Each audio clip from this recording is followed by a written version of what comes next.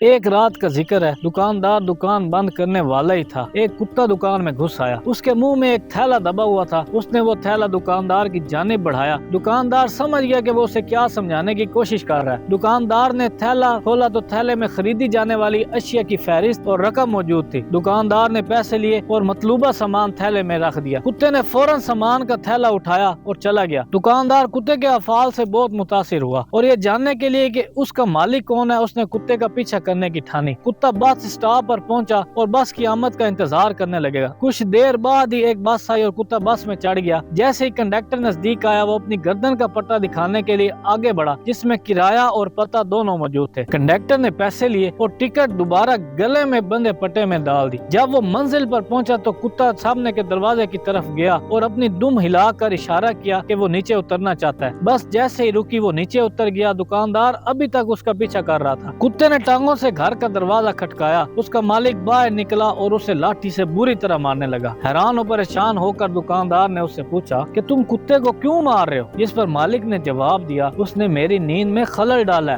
یہ چابیاں اپنے ساتھ بھی تو لے جا سکتا تھا۔ یہی زندگی کی سچائی ہے، لوگوں کی آپ سے توقعات کی کوئی انتہا نہیں ہے۔ جس لمحے آپ غلط ہوتے ہیں، وہ آپ کی غلطیاں گنوانے لگتے ہیں، ماضی میں کیے گئے تمام اچھے کام بھول جاتے ہیں۔ ایک ذرا سی غلطی پھر بڑھ کر رائی سے پہاڑ بن جاتی ہے۔ یہ اس مادی دنیا کی فطرت ہے۔ دعاؤں میں یاد رکھیں۔ السلام علیکم۔